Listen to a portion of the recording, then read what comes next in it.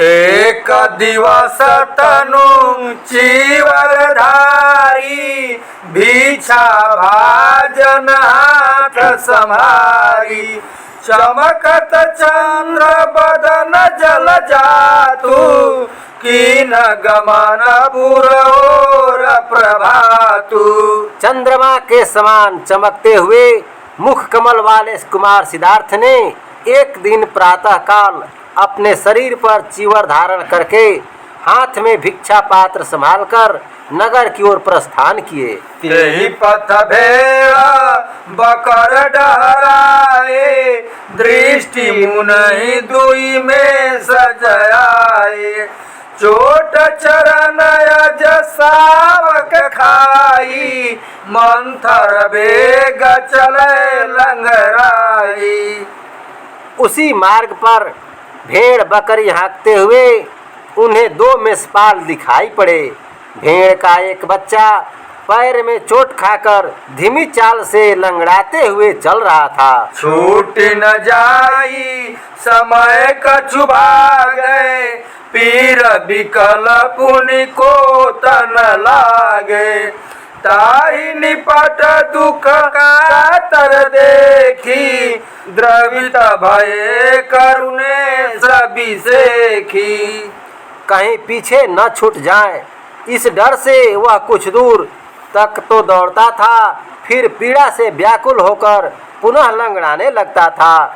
उसे दुख से बहुत बेचैन देखकर करुण हृदय वाले कुमार सिद्धार्थ विशेष रूप से द्रवित हो गए। लयते ही अंगा चले तीन साथा, पूछी चले असनी वर नाता।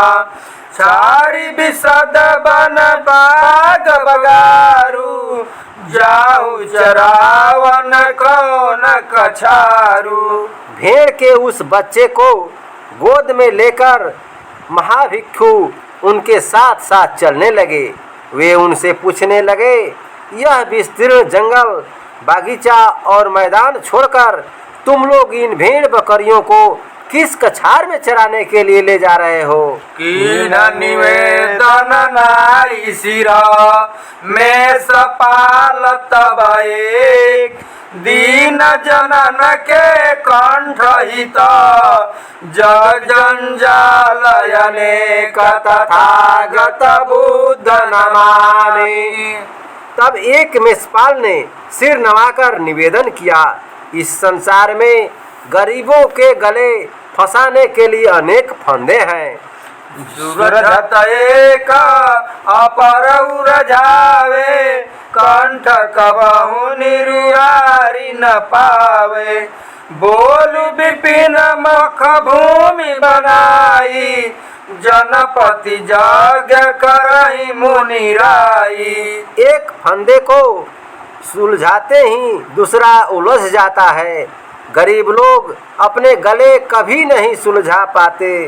हे मुनिराज, बेणुवन में यज्ञशाला बनवाकर महाराज बिंबिसार एक यज्ञ कर रहे हैं। चाहि लोक अलभ सुख संचु, कटहि रोज बलि पसत पांचु।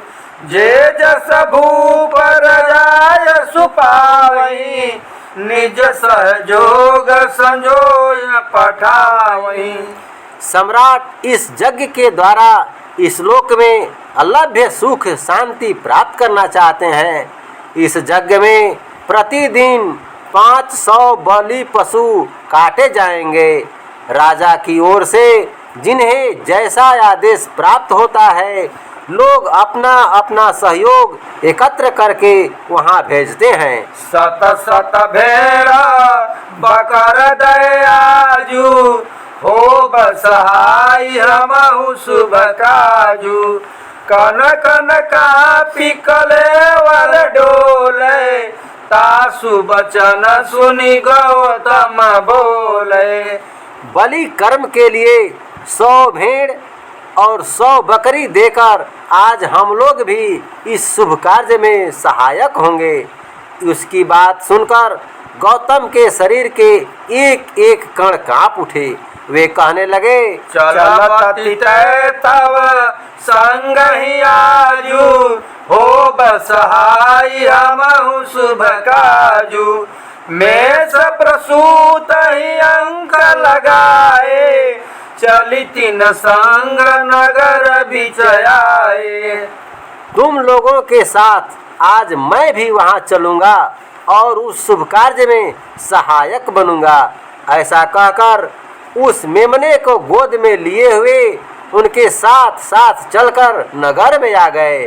दाऊ बाऊ में सज चलही भेड़ बकर दल साथ अंग लगाए सावक ही पाछे निवारण नाथ तथागत बुध नमामि। भेड़ बकरियों के झुंड के साथ दाएं बाएं होकर दोनों मेषपाल चल रहे थे। भेड़ के बच्चे को गोद में लिए हुए पीछे पीछे भिक्षु प्रवर गौतम चल रहे थे।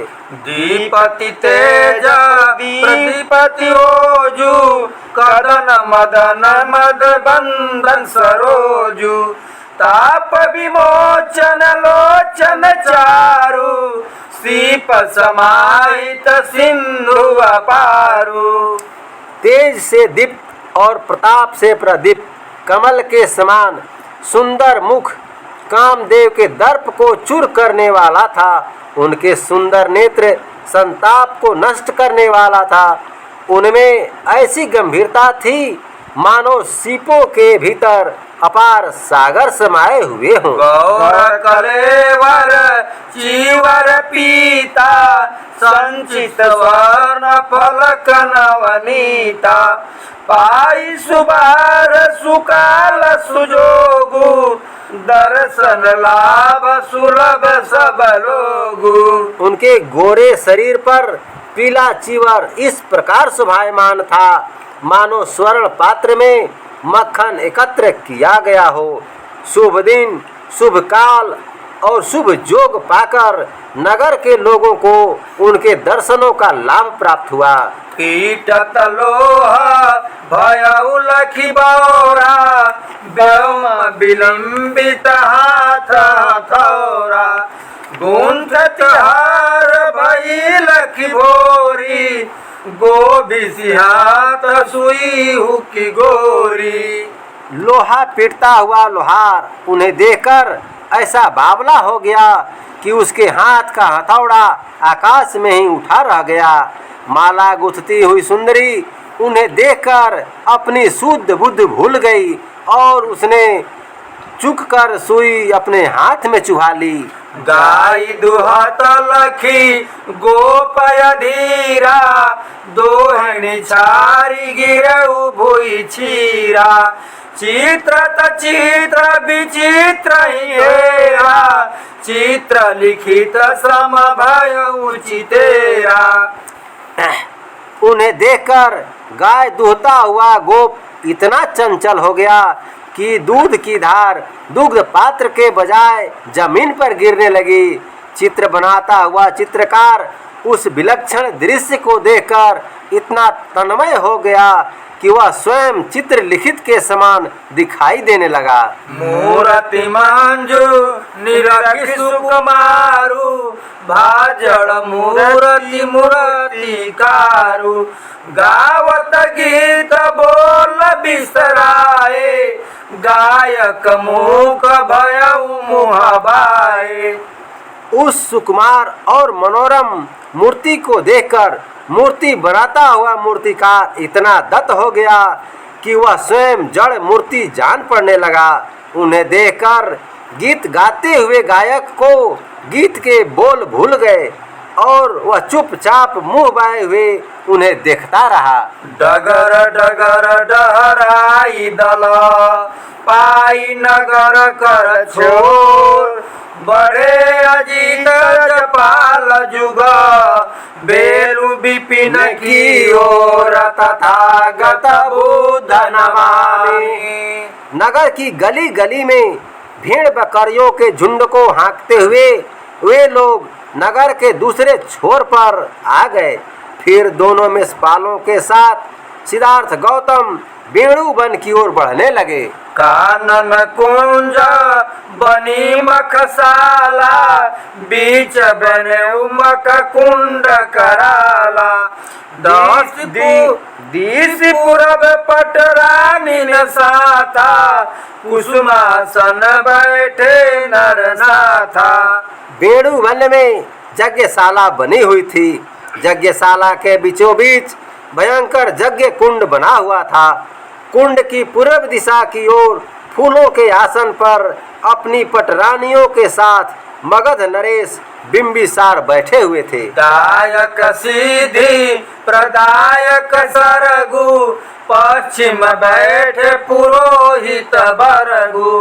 पुत्र प्रवर्धक पातक भेदी, दक्षिण ओर बनी बलि बेदी। पश्चिम दिशा में सांसारिक सिद्धि और स्वर्ग सुख प्रदान करने वाला पुरोहित वर्ग बैठा हुआ था। दक्षिण दिशा में पुण्य को बढ़ाने वाली और पाप को नष्ट करने वाली बलि बेदी बनी हुई थी। करतक खंड गहे कर कांधे, निज निज जूपन बलि पशु बांधे। दिस उतर भई भीर करारी, बैठे आई नगर नर नारी। बलि वेदी के पास ही बलि कर्म करने वाले कर्तक अपने हाथों में लिए हुए कुल्हाड़ों को कंधे पर रखे थे। वहीं पर अपने अपने खूंटों पर बलि पशु बंधे हुए थे। उत्तर दिशा में बड़ी भीड़ थी। वहां नगर के स्त्री पुरुष दर्शक के रूप में बैठे हुए थे। समधि समूह बरय मख कुंडा, लहै लोलयनल सिख सुंडा। जव तिल तंडु सकर घिउसानी, हो महिहाव्य श्रवक गही पानी। यज्ञ कुंड में पड़ी हुई लकड़ियों का समूह जल रहा था। आग की चंचल लपटें सुंड की तरह लहरा रही थी। जौ, तिल, चावल, शक्कर और घी को सानकर बनाए हुए हव्य को पुरोहित लोग अपने हाथों में लिए हुए हवन पात्रों में भर भर कर अग्नि में हवन कर रहे थे। पुनि पुनि आहुति पाइमी, सुप्त हुतासन जागु। ज्वाल जाल विकराल नभ, इत उत लोरन लागु। तथागत बुद्ध नमामि। इस प्रकार बार बार आहुति पाकर सोई हुई अग्नि प्रज्वलित हो उठी। भयंकर लपटों का समूह आकाश में इधर उधर लहराने लगा। इंगित पाई अनुग पटुधाए, बलु पशु कुंड निकट गहिलाए। गहि जुग सिंगन दाइन मोरी, बांधे कंधर गीव मरोरी। प्रधान पुरोहित से संकेत पाकर कुशल सेवक दौड़कर गए और एक बलि पशु को पकड़कर यज्ञ कुंड के पास ले आए। उसकी दोनों सींगों को पकड़कर दाहिनी ओर मुड़ते हुए उन्होंने उसकी गर्दन मोड़कर कंधे से बांध दी। डील डौल जिमी पीवर साना, करतक ठाई गहे खरखाना। हिंसन भाव भव कीजिए जागा, रीक्षर मंत्र पढ़न यस लागा। मांसल सांड के समान डिल डौल वाला कर्तक अपने हाथ में तीक्ष्ण कुठार लिए हुए खड़ा था। उसके हृदय में भभक कर हिंसा भाव जागृत हो गया। उसी समय प्रधान पुरोहित मंत्र पाठ करने लगे। जजमानन के पास सवाई, बलि पशु शीस चढ़ई अब आई। होई पतित जब कुंड कपारू, होई अनल जरी पातक झारू। मैं आदेश देता हूँ कि अब जजमानों के सभी पाप बलि पशु के सिर पर सवार हो जाएं। जब उसका सिर यज्ञ कुंड में गिरे तो सब पाप अग्नि में जलकर राख हो जाए। सीधी समीधी जियत घर आवही, होत दिवंगत सुरपुर पावही। पूरित मंत्र ये हर्षाना, इंगित कीन पुरोध प्रधाना। जब तक जजमान जीवित रहें तब तक उनके घर में सफलता और संपन्नता आती रहे। जब वे दिवंगत हों तब स्वर्ग को प्राप्त करें। मंत्र पाठ पूरा करके प्रधान पुरोहित अपने हृदय से हर्षित हुआ और उसने कर्तक को बलि कर्म करने का संकेत किया। मंत्र पाठ सुनि अर्थ गुणी, मुदित भये महिपाल। कौंधी उठे न तड़ित समा, करतक खंड कराल। तथागत बुद्ध नमामि। पुरोहित द्वारा किए गए मंत्र पाठ को सुनकर तथा उसके अर्थ को समझकर महाराज बहुत प्रसन्न हुए। उसी समय कर्तक का भयंकर गड़ासा आकाश में बिजली के समान चमक उठा। तब ही अचानक भय रस भंगा, सन्मुख देखी भये सब दंगा। मंगल मूलय मंगलहारी, प्रकट साग्य मुनि चीवरधारी। उसी समय अचानक रंग में भंग हो गया। सामने देखकर सब लोग चकित हो गए। सबका कल्याण करने वाले, अकल्याण को दूर करने वाले चीवर धारण किए हुए साक्य मुनि वहां पर आ गए। ओ जते जमुख मंडल दरसे, लोचन कोर करुण रस बरसे। उठित हस्त भय वरदानी, बोली उठे मुनिवर जगबानी। उनके मुख मंडल पर तेज और प्रताप दिखाई देता था। नेत्रों से करुण रस की वृष्टि हो रही थी।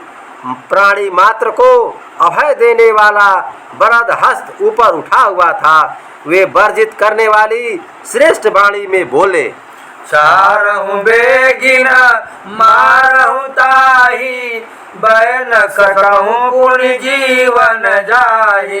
मारब जीव सहज महाराजू, तदपि जियाऊ बदुस कर काजू। उसे शीघ्र छोड़ दो। जिसे तुम जिंदा नहीं कर सकते उसे मत मारो। हे महाराज, प्राणियों को मारना सरल है, लेकिन उन्हें फिर से जिंदा करना बहुत कठिन है। प्रश्न गहन सुनी उत्तर देहु न जीवन तव की मिलेहु। जावत जो निज जीव जहाना, जागति जीवन ज्योति समाना। मेरे इस गंभीर प्रश्न का उत्तर दो। जिस जीवन को तुम दे नहीं सकते उसे लेने का तुम्हें क्या अधिकार है? इस संसार में भिन्न भिन्न जोनियों में उत्पन्न होने वाले जितने भी जीव जंतु हैं, उन सब में एक ही जीवन ज्योति प्रकाशित होती है। जागति जीवन ज्योति जग, सब मह एक समान। सब एक समान तिमी, प्रिय लागहि निज प्राण। तथागत बुद्ध नमामि। संसार के सब जीव जंतुओं में एक समान जीवन ज्योति जागृत होती है। उसी प्रकार उन सब को एक समान ही अपने अपने प्राण प्रिय लगते हैं। मारत जारत काटत कोई, सब कह पीर समान ही होई। मख मिख मारी न भाषण जोगु, जीव सब सरंक्षण जोगु। अगर कोई उन्हें मारता है, जलाता है या काटता है तो सबको एक समान पीड़ा होती है। अतः किसी भी जीवधारी को यज्ञ के बहाने मारकर खाना उचित नहीं है। सब जीवों का संरक्षण करना ही उचित है। जीव दूध दही संतत देहि, काम करहि कछु दामन लेहि। ज्योति लादि घर लावहि दाना, लादि चलावहि वाहन नाना। ये पालतू पशु तुम्हें सदैव घी, दूध, दही देते हैं। ये काम तो करते हैं पर तुमसे दाम नहीं लेते। ये जोत लाद कर तुम्हारे घरों में अनाज लाते हैं, अनेक प्रकार के वाहनों को खींचकर चलाते हैं। ढोवई भार खचर घर खेटू, घास भूस भरी पालई पेटू। परम नरम कल कुंतल जाला, पाई बनावहु साल दुसाला। घोड़े, गधे और खच्चर बोझ ढोते हैं। वे केवल घास भूसा से ही अपना पेट भरते और पालते हैं। इन्हीं पशुओं से अत्यंत सुंदर और कोमल केश पाकर तुम अपने ओढ़ने के लिए साल दुसाले बनाते हो। जो लगी जियहि करहि सब सेवा, मारहु खाई खवा दही मेवा। होई मरे पर ढोर न बाऊ, चाम चचाई बचावहि पाऊं। वे जब तक जीवित रहते हैं तब तक सब प्रकार से तुम्हारी सेवा करते हैं। स्वयं मार खाकर भी तुम्हें मेवा खिलाते हैं। वे मरने के बाद भी तुम्हारे प्रतिकूल नहीं होते। अपने चमड़े को तपाकर तुम्हारे पैरों की रक्षा करते हैं। सही दुख आपू सबहि दुख देहि, दान करहि प्रतिदान न लेहि। बोली न पावहि मानुष बोली, मांगहि प्राण दान दृग खोली। ये स्वयं सहकर सबको सुख देते हैं। वे अपना सर्वस्व दान कर देते हैं पर बदले में कोई प्रतिदान नहीं लेते। ये बेचारे मनुष्य की बोली नहीं बोल पाते पर अपनी खुली हुई आंखों से प्राणों की भीख मांग रहे हैं। तुम पर अटल भरोसा करी, करहि तुम्हि सनयास। छाड़ी तुम्हि नहीं और कछु, संबल तिनके पास तथागत बुध नमामि। ये तुम्हारे ऊपर अटल विश्वास करते हैं, तुम्हें से कुछ पाने की आशा रखते हैं। तुम्हें छोड़कर इनके पास कोई दूसरा सहारा नहीं है। करहु न प्राण प्राण हठिहरहु, विश्वास घात कम करहु। जे सब काल सुरामिस सेवी, पूजनीय सेवन देवी। तुम इनकी रक्षा न करके बलपूर्वक इनके प्राण लेने पर तुले हो। ऐसा विश्वासघात क्यों करते हो? जो देवता सदैव माद्य मांस का सेवन करते हैं वे पूजनीय नहीं हो सकते। खाई खबाई पिए पियाए, मरहि पेटागी न जियहि जियाए।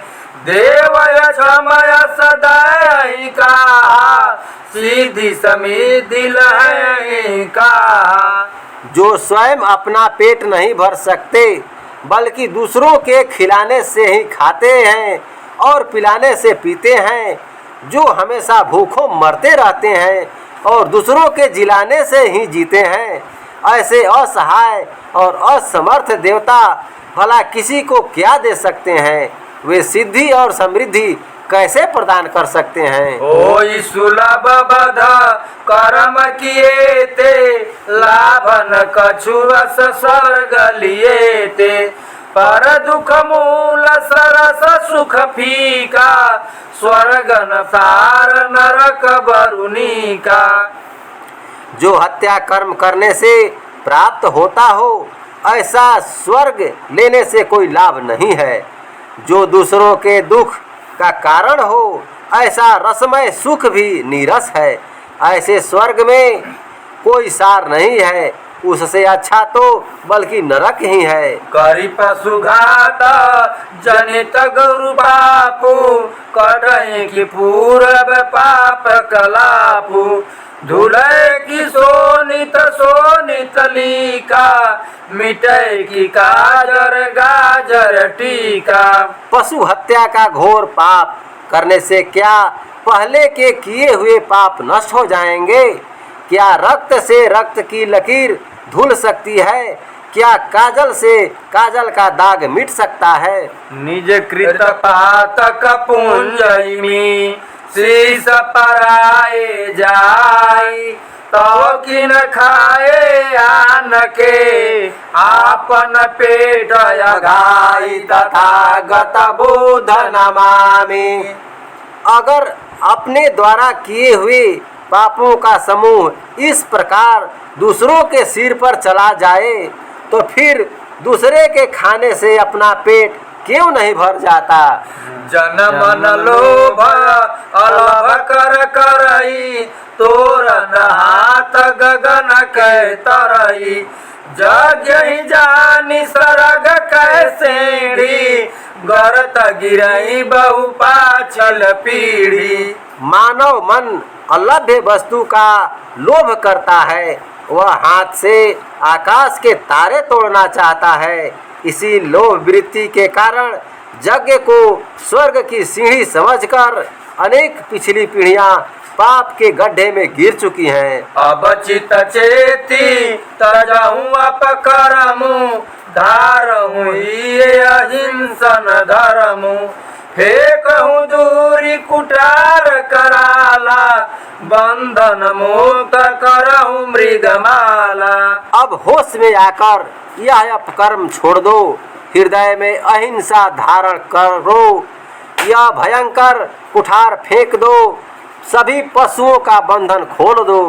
हे जगपाला जगत जस लीजय प्राण दान सब प्राणी न दीजय अमित प्रभाव प्रसारक बानी जनु जन मानस मंथन हानि। हे लोकपाल सब प्राणियों को प्राण दान दीजिए और सारे संसार में जस प्राप्त कीजिए। उनकी वाणी असीम प्रभाव पैदा करने वाली थी, मानो जनमानस को मथने वाली हो।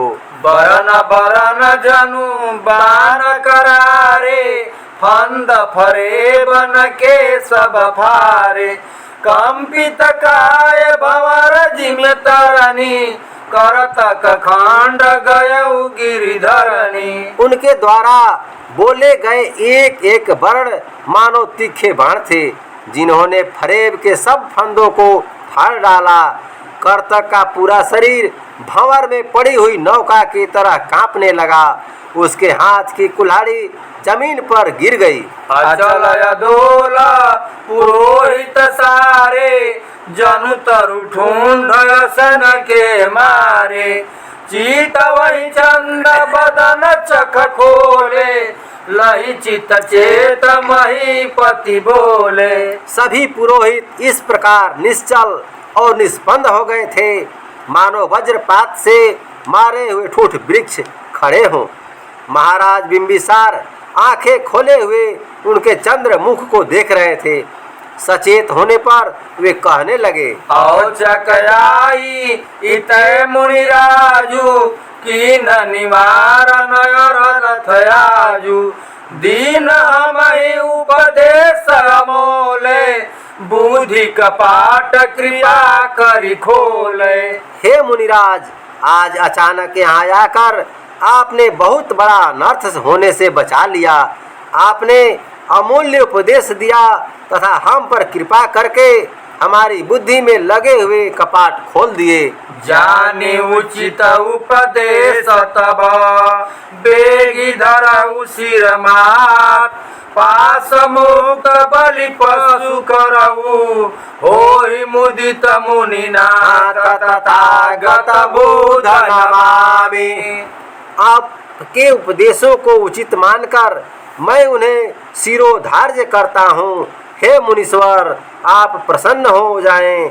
मैं सभी बलि पशुओं को बंधन मुक्त करता हूँ। पूरय हिंसन व्रत बलेऊ अभय दान सब जीवन देऊ जह लगी शिव मगध कै होई हिंसन कर्म करे जन कोई। अब मैं पूर्ण रूप से अहिंसा व्रत लेता हूँ, सब प्राणियों को अभय दान देता हूँ।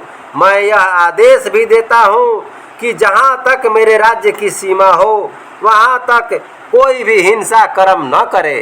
अस कहीं भूप कर्ण रथ पर से जानी सदैव गौतम हर्षे तुरत ही मुक्त भये सब गोरु हाकी चले सब निज निज ढोरू। ऐसा कहकर राजा ने करुण के पैरों का स्पर्श किया। राजा को दयाशील जानकर गौतम बहुत प्रसन्न हुए। शीघ्र ही सब मवेशी मुक्त कर दिए गए। सब लोग अपने अपने ढोरों को हाँक कर चल पड़े। गोप कृषक बहु देहि असीसा जियहि महामुनि कोटि बरीसा कहि सराय नगर नर नारी लीन सि जन्म पुरुष अवतारी। गोप और किसान उन्हें आशीष देते हुए कहते थे, हे महामुनि, आप करोड़ों वर्षों तक जीवित रहें। नगर की स्त्री पुरुष उनकी प्रशंसा करते हुए कहते थे, ऐसा लगता है कि किसी महान पुरुष ने जन्म लिया है। बहुरत पंथा मिलई पर लोगु ले सुदर्शन पाई सुजोगु पाव पर बहु लोग लुगाई लरिकन पाव परावहि माई। लौटते समय मार्ग में जो पूर्ववासी मिलते थे वे सुंदर अवसर पाकर उनके दिव्य दर्शन कर लेते थे। बहुत से स्त्री पुरुष उनके पैरों पर गिरकर साष्टांग प्रणाम करते थे। माताएं अपने बच्चों को उनके पैरों पर गिराकर प्रणाम करवाती थी। घर घर भीखन मांगन पाए लय लय खान पान पथराए भिक्षा पात्र भरे उछिन माही जय कछु पाछू गए पछिताही। उस दिन वे घर घर जाकर भिक्षाटन नहीं कर पाए। सब लोग खान पान लेकर मार्ग पर ही आ गए। क्षण भर में ही उनका भिक्षा पात्र भर गया।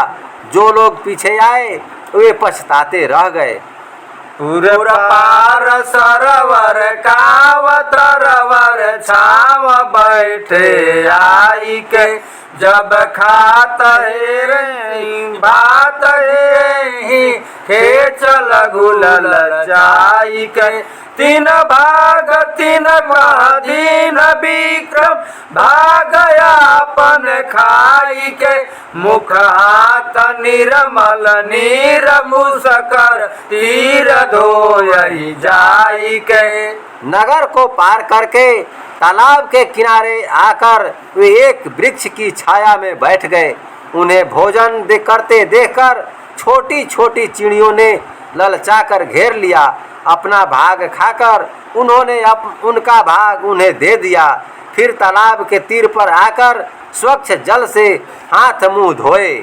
कीन शयनशील खंड पर खान पान तेरी लौट चले परिवास रुख घर गाई बीती तथागत बुधन मानी। खान पान से मुक्त होकर सिद्धार्थ ने एक पाषाण खंड पर लेटकर विश्राम किया। एक घड़ी भी व्यतीत न हो पाई थी कि वे उठकर अपने आवास की ओर चल पड़े।